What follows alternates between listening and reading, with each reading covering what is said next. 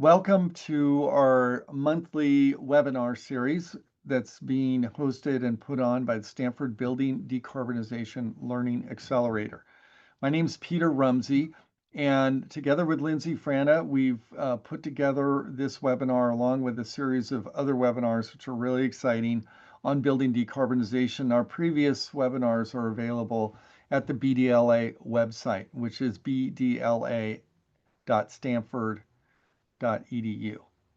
And we welcome you to go there and check out some of the previous webinars, which are all really quite interesting and stimulating. The BDLA is a project to make teaching materials on building decarbonization available to professors everywhere and lecturers. And we also have a wide variety of private sector and public sector people using this material to get the word out about building decarbonization.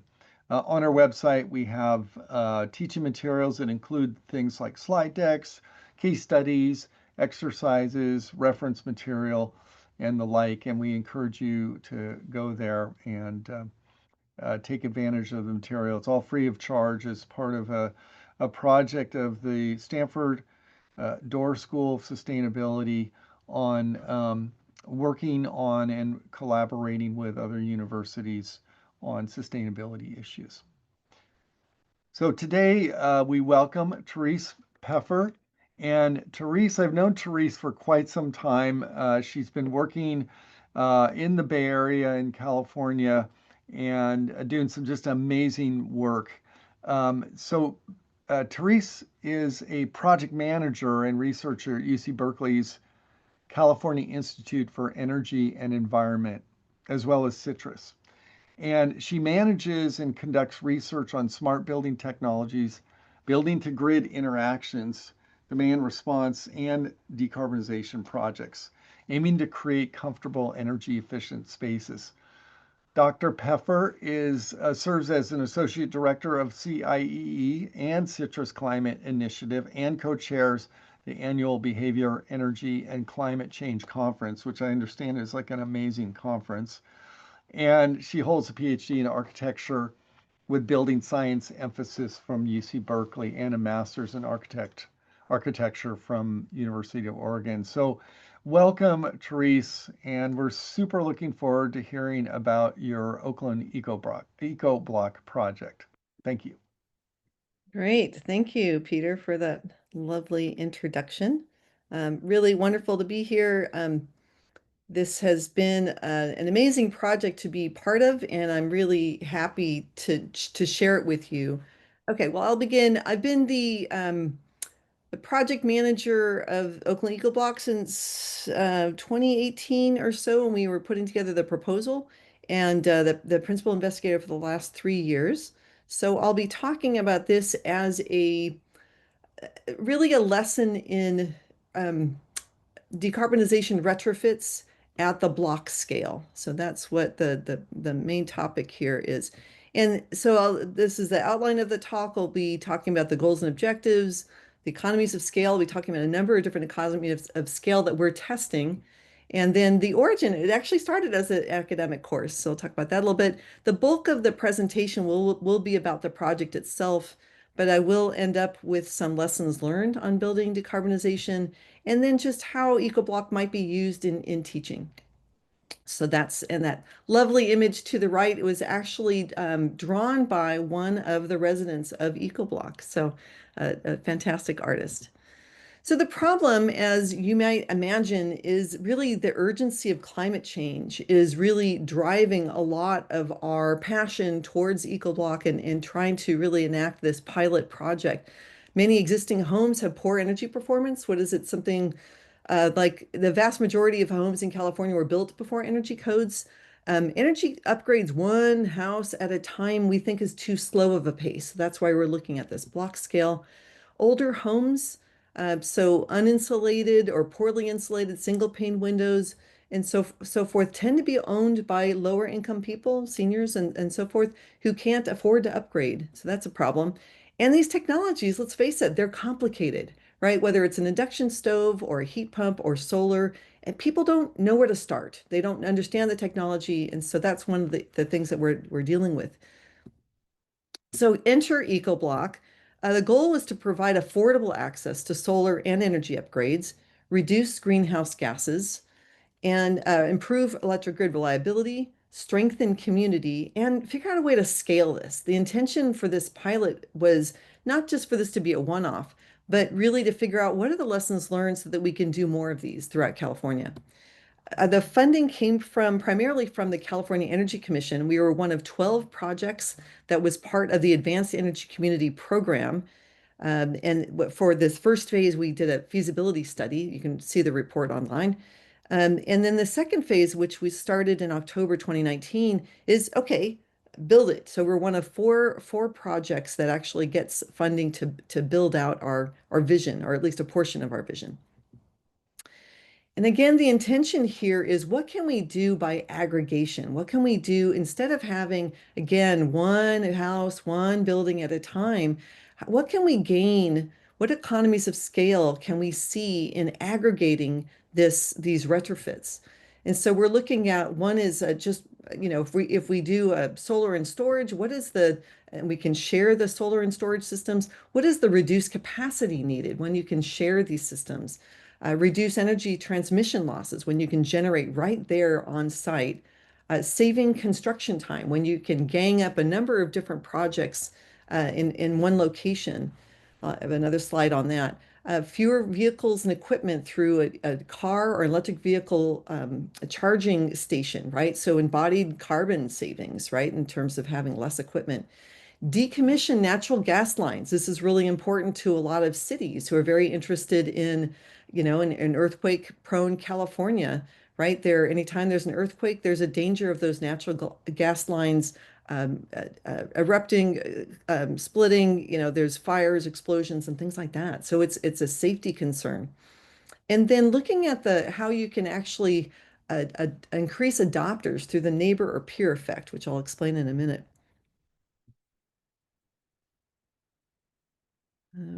Okay. So in terms of on the construction side, one thing that we think we can see in this system, we've already seen it on our block, is reducing the soft costs of customer acquisition. If you can imagine, if you are a electrification or home performance contractor or solar contractor, knocking on the door, marketing, all of those are these soft costs to acquire customers. But when you can get a number of customers on the same block, you can kind of lower those costs. So we actually saw this on this project where we got a lower bid for multiple roofs. We had to replace about half of the roofs to install solar, and the roofer gave us a lower bid because there were so many all in one place. Fewer truck rolls, whether you're delivering appliances or trips to the dump. The potential for bulk purchases of appliances, heat pumps, equipment, that sort of thing. And then the other issue for construction is alleviate the half-day labor issue. I'd never heard of this before, but my contractor mentioned it to me. If your project finishes midday, so you finish at 1 o'clock, your next project is 30 miles away, you probably send the guys home, right? In this case, it actually happened. The guys finished on one house and picked up their equipment, walked a couple hundred feet down the block, and set up for the next day. And so that's a real savings. This is one of my favorites, is just the neighbor or peer effect. You may have heard of Sun City's study that looked at solar adoption being contagious. So they looked at solar adoption over time, and you look on maps and you see one house adopted solar. You go back 3 years later, you see a cluster of solar installations around that original house. And so why is this? Part of it is just these new technologies, solar heat pumps, whatever, they're hard to understand. And if you can see the solar on someone's roof and then have a conversation with that neighbor, what did that cost? Who is the contractor? What's the maintenance like? Have there been any problems with it? Neighbors can be trusted sources of information, can talk to each other about these new technologies and really reduce the burden. We think this is a great pathway to increase adoption. So now going to the origin story. So this project started as a design studio project in 2005. So 20 years ago, Harrison Fraker was working with this group in China to develop high density transit oriented development. So this is high density, high rises and so forth, green field. So new development. And the idea was just this triple net zero concept, water, waste, and energy, looking at economically viable, resource self-sufficient, and so forth, green space. So this the whole systems thinking, they went into all of the different areas of the design here, really thought it through. And then here's an image of the project visualization. And then when this opportunity came up in 2015 from the Energy Commission, Harrison and others leaped on this and got this first phase moving along. So here is an image of the block. The buildings in blue are the ones that are participating. So we didn't require 100% participation from the block. You can see it's a cul-de-sac. On the left end there is a creek. And so we had the opportunity to try to do something with stormwater mitigation. And you can see the houses are all different sizes and shapes. Most of the houses, I think the average age in the house is 1934. There's quite a few homes from the late 1800s and early 1900s, so old, uninsulated. And they're anywhere between 1 and 4 units. So there's single family duplexes, triplexes, and then one quadruplex with a commercial unit on the corner. So here's just the snapshot of everything we're doing on the block. Energy efficiency, insulation, air sealing, electrification of space conditioning and water heating, shared rooftop solar, stormwater, biodetention, and sidewalk planning, and then innovative legal and financial structures for the community to own and govern the solar systems. The intention was to provide templates and best practices for a path to scale. We did design a microgrid. I can talk more about that. And it ended up not being economically feasible. We are still in the process of looking at curbside EV charger and EV car share. It's not easy, so I can tell you a little bit more about that story. But it really starts with the community. So our project, we put out an opportunity notice in October of 2019 and asked blocks to self-nominate. And this was the winning block. You can see they're quite diverse in, I think there's 5 languages spoken on the block. There are retirees. I think there have been 5 babies born on the block since we started the project. So really diverse in income, in language, in race and culture. And they've been just the shining example of how to be a great eco block. They've been really fantastic to work with. And they were very interested in sustainability and we're willing to work with this as this pilot project to work with the university on this. We needed to meet the neighbors where they are, right? What do people want? Sometimes it doesn't start with electrification. It starts with they just want a more comfortable home. They want to improve their air quality, keep the lights on, lower energy bills, provide better transportation in the neighborhood. And people really like the opportunities to work together. That's what we're finding out with this project. One of the things that we asked them to do was to engage in a homeowners association for at least 5 years to co-own the solar system. And we'll be testing the allocation of solar credits balanced by the fees that cover the operation, maintenance, and insurance for the shared solar. And we'd like them to take care of the biodetention, swale, and streetwide planning. So here's an image from last November where we actually worked with the community to plant the biodetention swale that we created as part of the project. We spent a lot of time, you can see this was during COVID. We had about 10 meetings on the block. We realized that breaking down into small groups was much better for being able to listen to them. What were their thoughts? We were presenting ideas and they were giving us feedback on those different ideas. Another thing we did is we have a very talented graphic artist and a communications expert who put together these, they were monthly newsletters, now they're about quarterly, but the intention was to give people information, what's going on in the project, but also what is a heat pump water heater? What is that utility pole? What does it have on it? So we have a number of these types of articles that went out over the course of several years that we have. It's all available on our website. Now moving into the goal of sustainability. So I'll be talking about the water systems, plants, and mobility in this next section. One of my favorite things that we did on the block is we worked with Rainforest Action to put together this laundry to landscape irrigation workshop. So for 4 hours on a Saturday in November, a couple of years ago, we worked with, I think there was about 11 neighbors and a couple of researchers that descended on this one house, backyard, and a couple people were working on the laundry, the washer inside, and putting a lever so that the effluent, the waste water could go and water the trees and plants around the yard. And so the rest of us worked inside the yard to dig these trenches and to put the lines around each tree so that that water could be used to water the trees. So fantastic, great community building exercise. We got a small EPA grant to build this biodetention swale at the end of the block so that would clean and slow the water before it goes into the creek. So you can see there on the left is an image of the end of the block before it was built, and there's a line on the ground there to show the outline of it. On the right shows the design itself. It's tiny, it's a small area, but the intention is to kind of, again, slow and clean the water. People, they wanted to maintain the parking.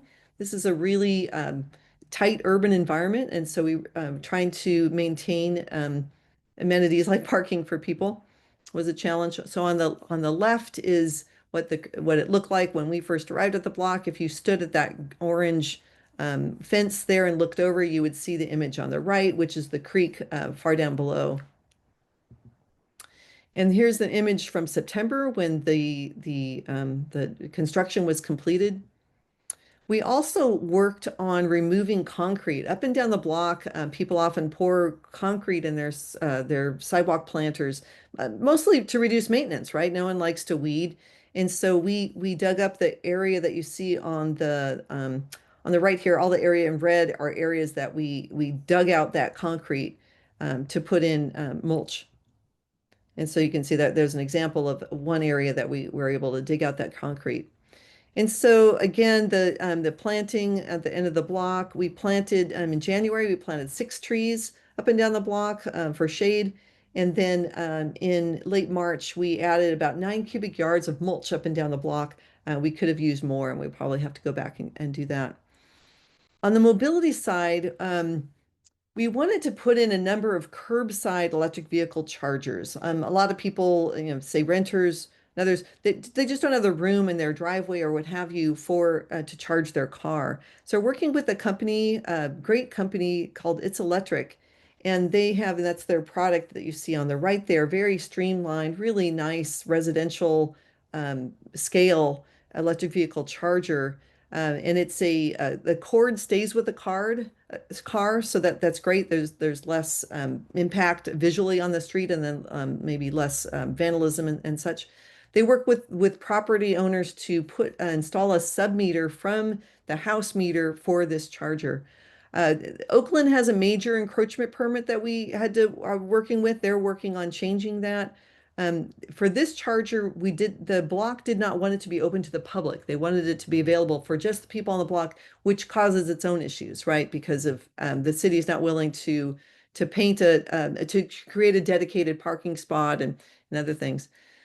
The intention was for that charger to be primarily used for an EV car share. And when we surveyed folks on the block early on in the project, I think it was something like 62% responded that they would get rid of a second car if they had access to a car share. So we thought this is great. This will solve traffic problems as well. We found it very difficult to find a car share company that would work with a small private group like this. So the jury's still out. On this, and we yeah, well, maybe in a few years this will be easier to do. Now moving to the inside the buildings, the design and construction elements. You can see on the image on the right, air sealing, attic insulation, heat pumps for both space conditioning and water heating, duct sealing and so forth as needed.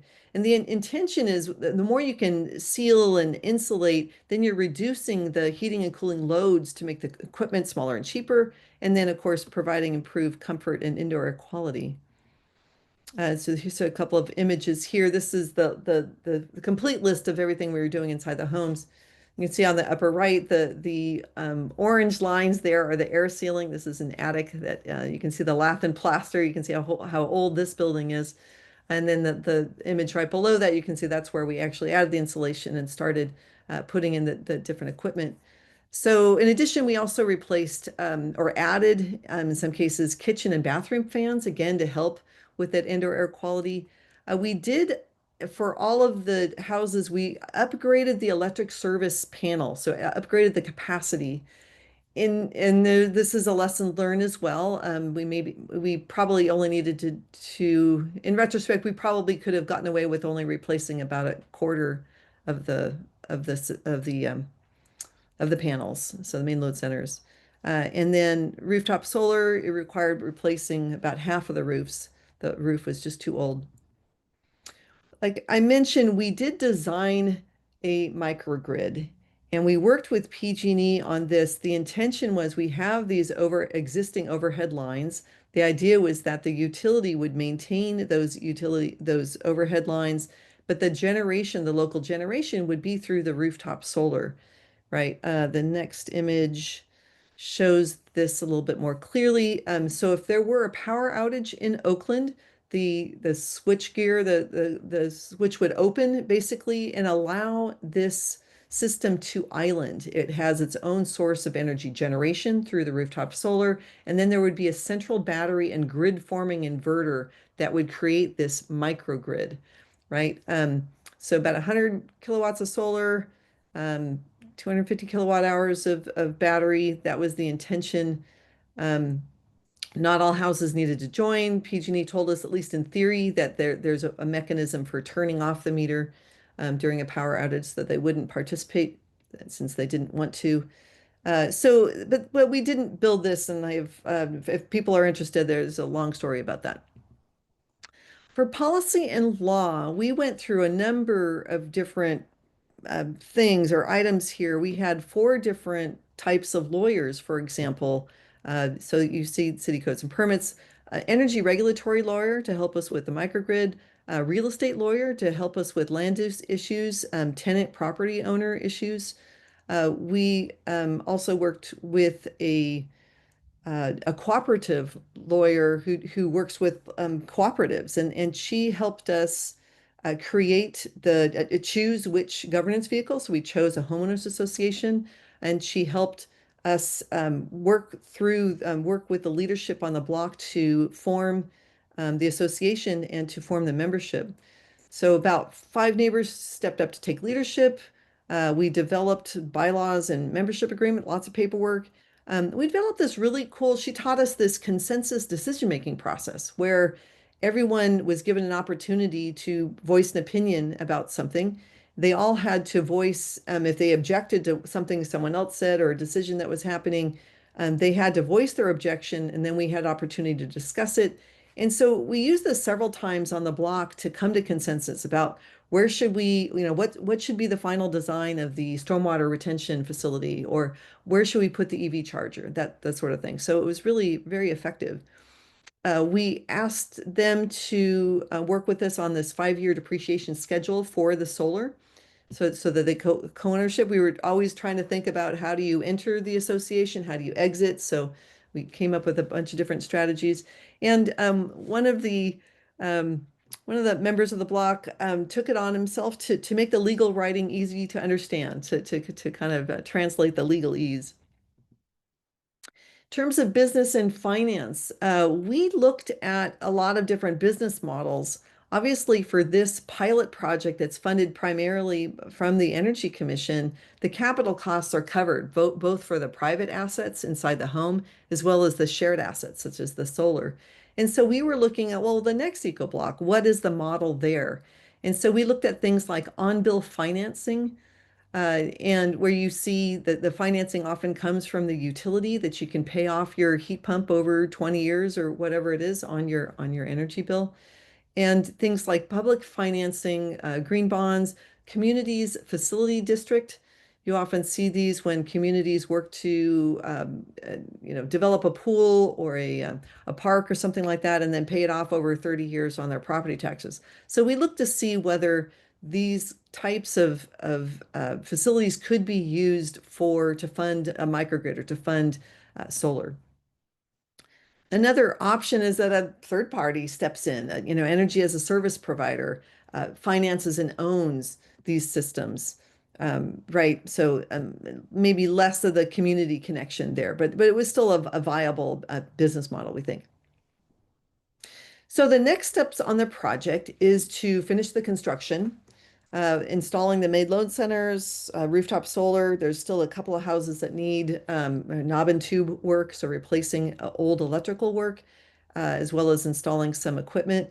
Unfortunately, we just got news this morning that we were trying to find funding to complete electrification for induction stoves, clothes dryers, and that funding seems to have fallen through. So if you have money or have access to money, no, just kidding. Let me know.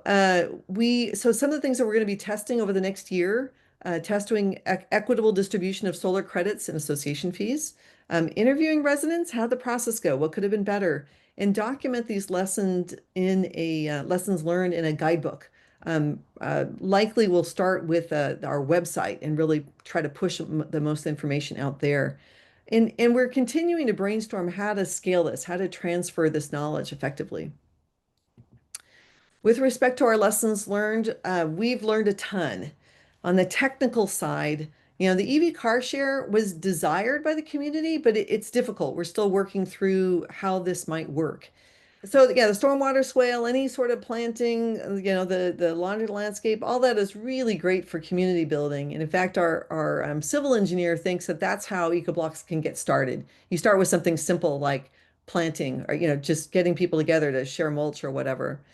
On the home energy side, we hired very experienced contractors. I mean, our electrification contractor has been doing this for 15 years, and that's exactly what we wanted. We wanted it. None of us on the research team knew exactly what the best thing was to do, and it was really, really helpful, really great to have someone who's been doing this for so long and really could design systems.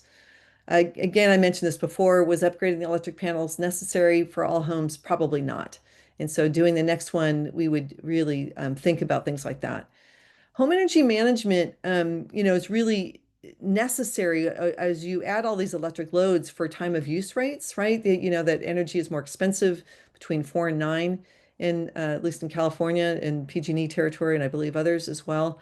And so, but what do you do when you have tenants and you have home energy management often relies on a Wi-Fi network or something? Well, if the tenants leave, then what happens to your control system, right? So thinking through things like that, I still haven't seen much effort being done with that. And especially, it's not just tenants leaving, it's also not everybody has Wi-Fi, especially in the lower income communities. So it's something to think about. Again, if this is something of interest to you, I am all ears. It's one of my favorite topics.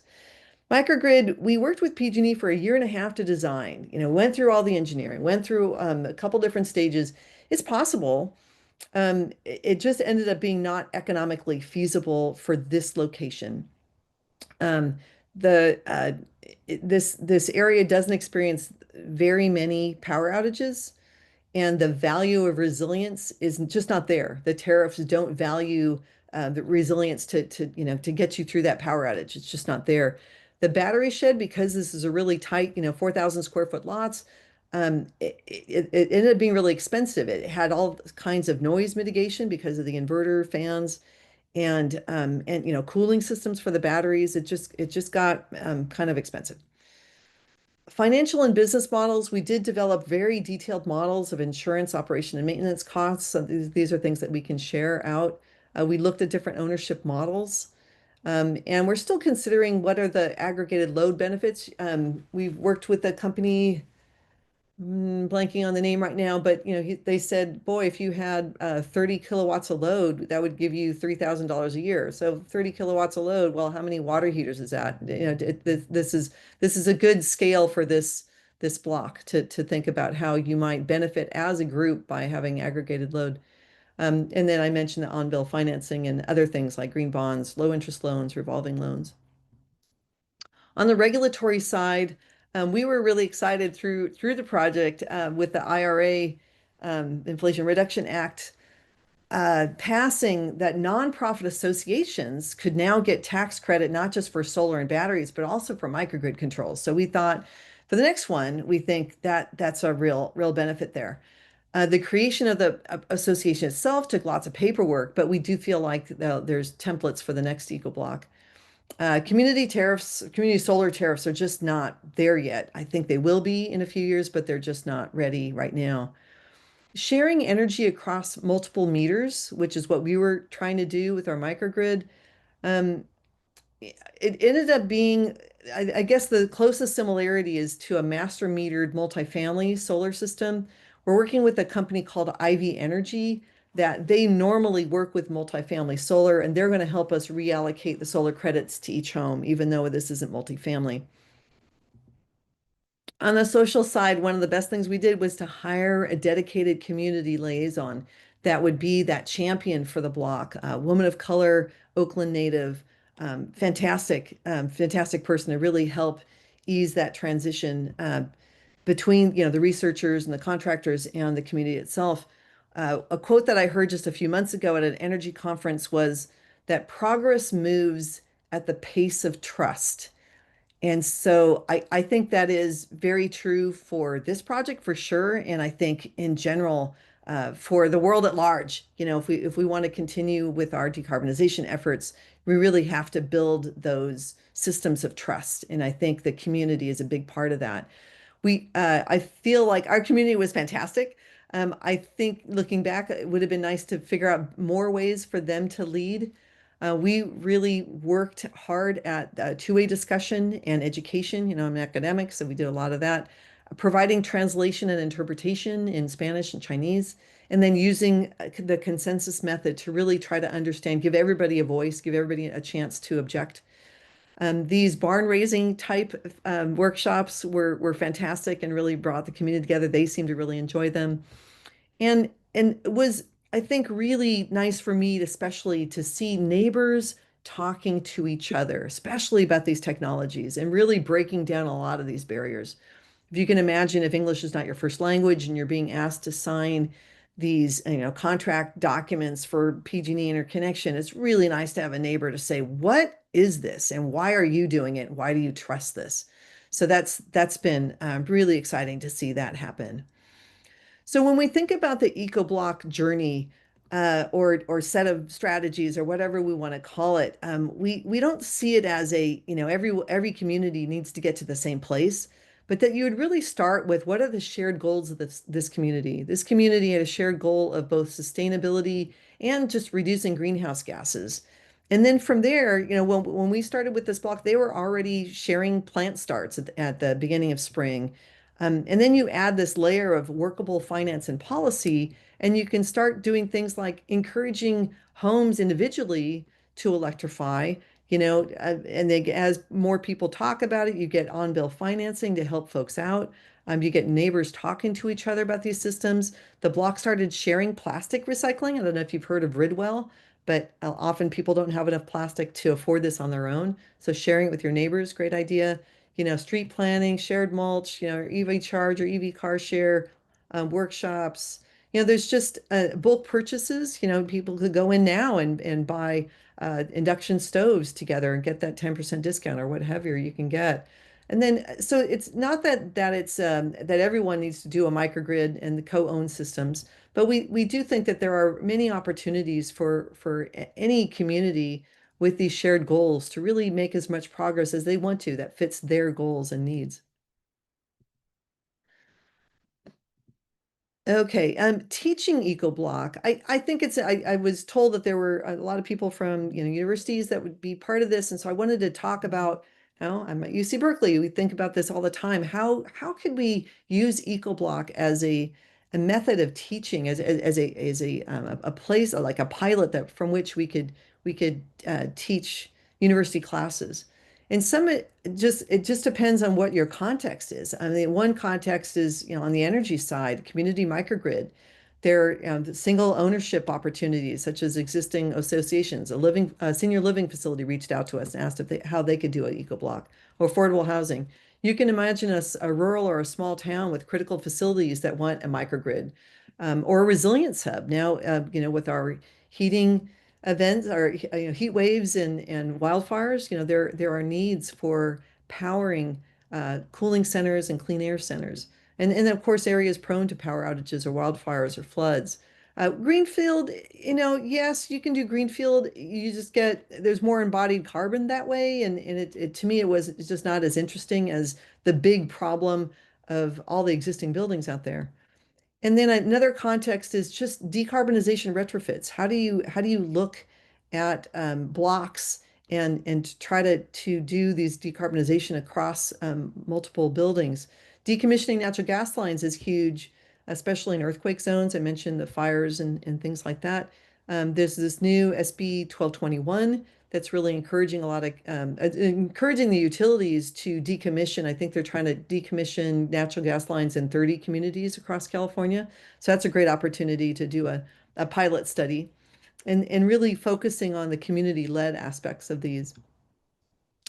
I think EcoBlock is natural for any sort of multidisciplinary courses. Whether you're working with communities on the social sciences side, looking at motivation or tools for organization, there's a lot to be had on the design side, whether it's at the city block and individual house scales. So that I think is very interesting. Again, looking at in-home retrofits, whether it's water or energy, block level, energy, water retrofits, and then mobility. So a lot of opportunities to explore different issues. On the business and finance side, exploring new models of ownership and sharing and financing. And on the policy law, governance, real estate law, looking at the tenant owner issues. We're always asked about gentrification issues and how that affects tenants when you do these kind of retrofits. And then looking at tariffs conducive to shared energy. So with that, it takes a village. We had a fantastic community. We had really fantastic partnership with the city of Oakland, with obviously the state of California, the PG&E, Ava Energy, all of our on the right side there. You see all the many, many, many people that made this project happen. Lawyers, engineers, contractors, architects, urban planners, researchers up at the Berkeley Lab and across campus in different areas. So it's really, this wasn't a one person show at all. I have a fantastic team of folks that I work with. I've learned a lot from them. I've learned a lot about the importance of multidisciplinary and interdisciplinary work. So with that, I will finish. You're welcome to look at our website, and I'm happy to take any questions. Thank you. Thank you, Therese. That was amazing. It's really it's not only very interesting, it's cool. I want to live on the eco block, So I love to see the neighbors coming together, working on this as a team. Yeah, I think one of the things that is very interesting from the decarbonization perspective is this idea that you were getting at right towards the end, which is the aging gas infrastructure. And for those of you not in California, it's a particular, uh, sensitive spot for us because we did about 20 years ago have a fire in a neighborhood where a gas pipeline ruptured and exploded, in fact, and it was because of aging infrastructure, and it burned down a whole neighborhood. 8 people died, 38 homes were completely destroyed, and several others were significantly damaged. And I looked it up. The 25% of the gas infrastructure in the U.S. is 50 years or older. And as we know, as ground shifts, as there's water in the ground, the old pipes start to corrode and break and leak. And there are some interesting facts about how much gas is actually leaking and not ever delivered to people's homes or businesses. Um, so one of the ideas that there's a lot of discussion on, the cost of replacing the gas infrastructure is significant. Digging up roads, putting in new gas pipeline and things like that. If we could avoid that cost altogether and put that money into the electrification that you guys were doing, and it's interesting to hear you say maybe you don't actually need to upgrade all the electric panels. That's actually quite good news. Um, if we can do that, is it going to make, and did you guys maybe think about it? Would it make the electrification more affordable if you were able to say, we'll get everybody on this block to go electric so that the pipeline on that block can be abandoned? Yeah, and in fact, yeah, it's something that we looked into, but not in too much detail. So I can't answer that to a great degree. But so for example, when we were looking at our applications, I told you we had this opportunity notice and we had these blocks apply. And we had our top four blocks. We shared it with the city of Oakland and with PG&E. And one of the things that PG&E liked about this block is that it was a cul-de-sac, and they said, "Oh, we could cap the gas line." Right. So them, it was an opportunity to like, if everyone had participated. And you could imagine that it's going to be faster to come to that transition. In 5 years, maybe everybody on that block will be on electric instead of and off gas, right? It's just going to be, I think, a faster transition. So Yeah, there is that. I think there's also the concern about if the sorry, but if the wealthier people electrify and you leave the lower income people on gas, then all of a sudden you've got fewer people supporting that infrastructure, and then their bills are going up, so they can't afford it. So it to me, the idea of doing it on the block level and bringing everybody, those hard to reach people that, English as a second language, that maybe wouldn't have been able to do it or didn't know about it or didn't know how to tap into the information, that to me yeah, was got to be more and more key. yeah. Yeah, and it's interesting. Rewiring America in Vermont has done a project where they had a whole neighborhood that was all electric so they could skip the gas infrastructure. That was more new construction. So there is a lot of the discussion about what's the difference between a home by home or building by building approach as compared to a neighborhood approach. So this is very novel and I think has a huge amount of potential. So I just want to thank you and applaud this work. And I like that you layered in a lot of interesting things that made the neighborhood a better place to live, not just electrified. So, with that, Lindsay, maybe you could moderate some Yes. of the Yeah. questions that are coming in on the chat. So, Okay, from Deborah, are there any plans for members of the EcoBlock to share their experiences with neighboring blocks utilizing the peer-to-peer effect?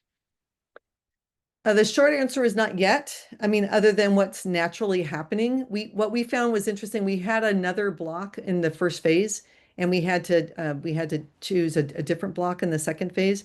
And what we thought when we offered that opportunity notice, we found it very interesting that two blocks adjacent to the original block applied. And the only way they would have known about it was word of mouth. Oh, I heard about this project. And so we found that and we didn't do any sort of outreach. That happened kind of organically. So we thought that that was a good move. So I think we're still, if you have any ideas about this, we think that's great. We'd love to hear them. So, but not, we don't have any concrete plans. We are working closely with the city of Oakland. They're very interested in how do we get the word out to others.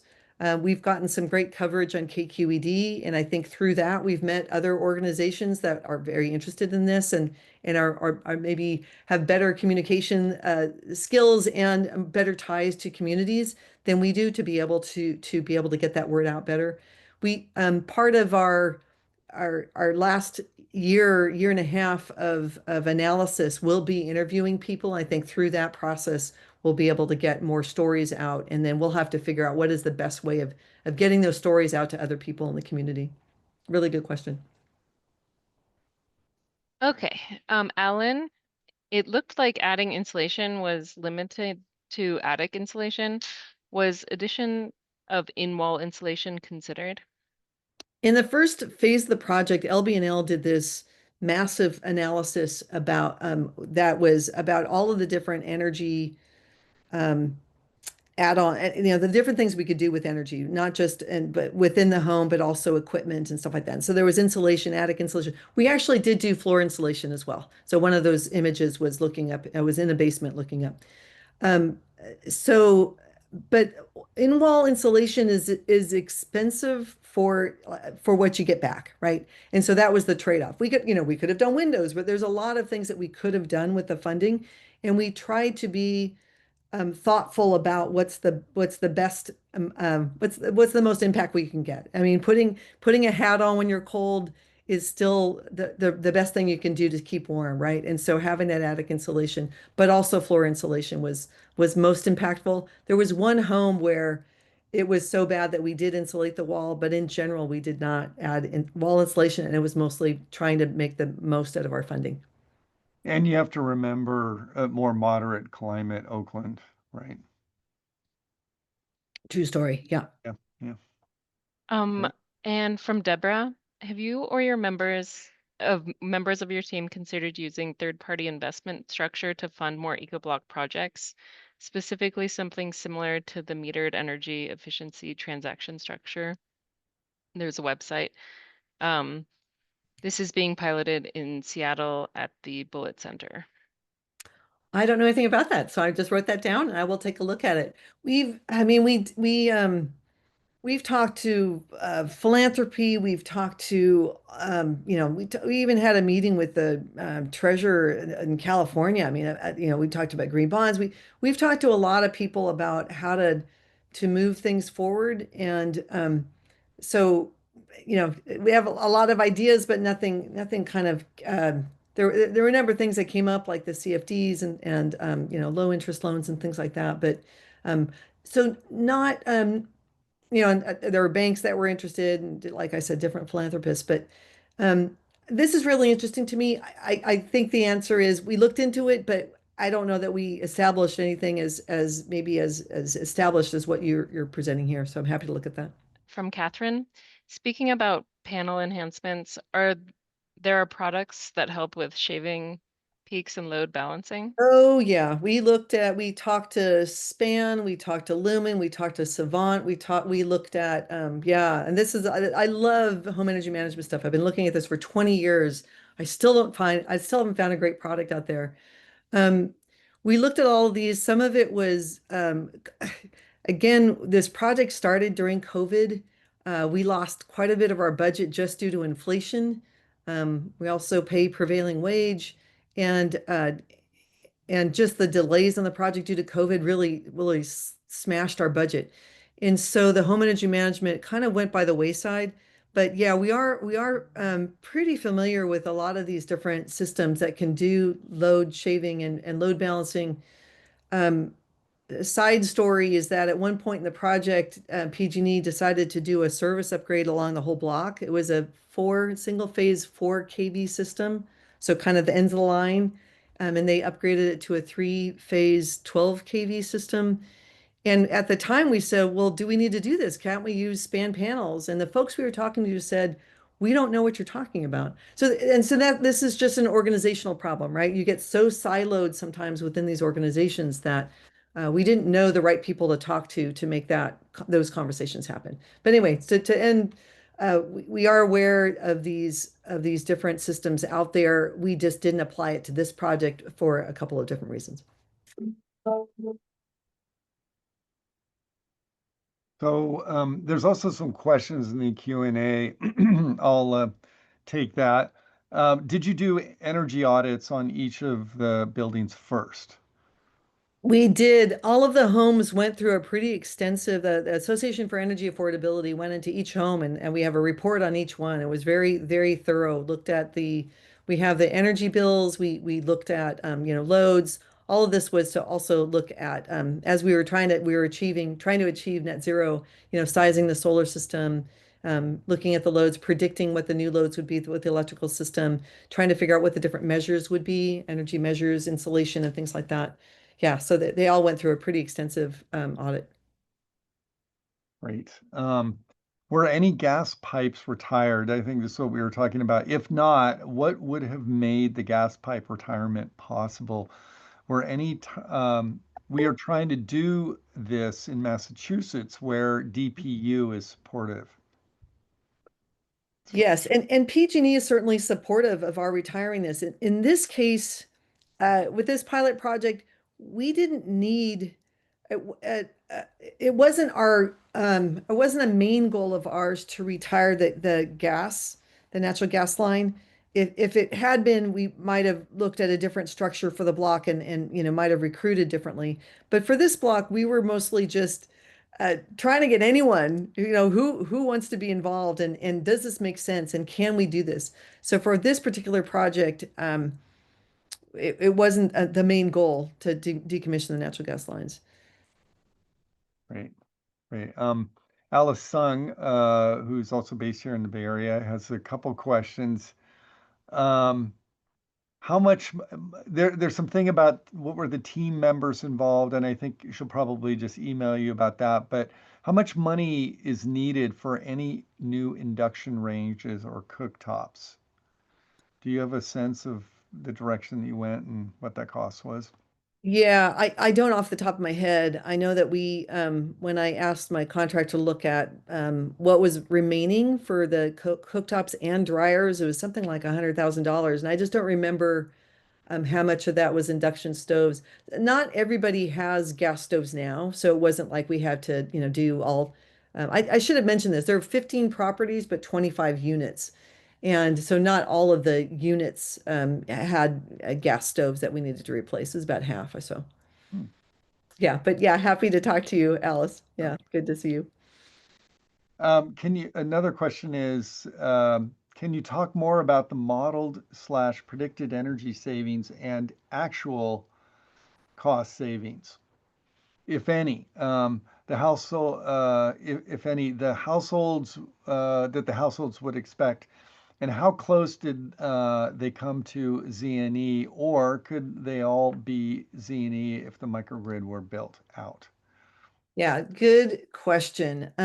I don't, yeah, we did, like I said, AEA did a pretty extensive analysis of the modeled current energy, and then the predicted energy and the costs. We did, that's always the question, I think, is especially in older homes, are you actually going to achieve savings? And so it's come up with a couple of like, we won't know until everything is plugged in and turned on. And so just to be clear, that hasn't happened yet. We don't have everything, not all the solar is installed and not all the equipment is actually turned on. So we won't know the actual that's the analysis that we're going to be doing over the next year and a half or so. We expect again construction to be complete by October of this year, and then we'll have about a year of just analysis that we're going to be doing. So stay tuned and feel free to contact me. The microgrid, all the solar and all of that was designed for zero net energy. So we will see how that pans out. Uh, the battery, um, we were going to use that for like front of the meter battery was going to be used for revenue generation as well as for the microgrid. Without that, how does that change our Z and E goals? And I think that's just we'll have to see. Right now, we don't have plans for battery. If anyone wants to donate a battery, we're all ears, but we don't have the funding for any individual batteries at this time. Yeah. Yeah. And last question, did you have any interconnection problems with PG&E? Um, Good questions. And again, because everything is not completed, I don't know that I can truly answer that. We hired a utility whisperer. We hired a dedicated utility consultant that helped us get all the applications in. So there are applications for the service upgrade, there are applications for all the net energy metering, the solar interconnection, as well as for the wholesale distribution tariff for the microgrid. And I would say, and PG&E has been a fantastic partner. They worked with us for a year and a half to design the microgrid. It wasn't without its hiccups in terms of um, it's a large organization that's siloed, and so the poles and wires people don't necessarily talk to the tariffs people, don't necessarily talk to the engineers, and so forth. So we found some communication constraints there. Um, and but yeah, I think that and we did get in under NEM 2.0, if you understand that nuance there. So we did get the better rates for these folks. They'll be at least for 20 years they'll be paying or being getting a better benefit, not the wholesale 2 cent 3 cent a kilowatt hour, but getting the retail rate. Yeah. So I think that'll help. But I think, again, we'll have more to say in about a year when we have better kicked the tires and have done more analysis. Well, we hope to invite you back to hear that because this is super groundbreaking, really exciting. We hope that also you think very big about this and think about doing more of these because I'm sure once the word gets out, a lot of folks are going to want to see more of this. One other comment in the chat from Melissa Kops, browsing the site. I'm browsing the site and I love it. I love the educational infographics. That's what she said. Just wanted you to hear that. And So Eunice Chung is on here, so Eunice, you can thank her. I think she's attending, and that's all of her great. work. Great work. Thank you, Eunice. Communicating these ideas is half the battle. Those of us who spend all of our time thinking about it think it's so obvious, but it's actually not. So anyway, I just want to thank you, Therese. Very inspiring, very exciting work. And I know that when you wrap it all up like this, it's all fun, but I know there's been a lot of hard work that was involved with you and a large team of people. So I want to thank you guys for sticking with it. And I also want to thank Lindsay Franta for organizing this webinar and getting everybody here. We had very good attendance, over 50 people. We're really excited about that. And please stay tuned for future webinars and opportunities with the Building Decarbonization Learning Accelerator. And we would welcome any direct communication with us with suggestions of other webinars or other ways that we could encourage, assist, and catalyze your teaching or communicating building decarbonization to our larger community of architects, engineers, and builders. So thank you very much.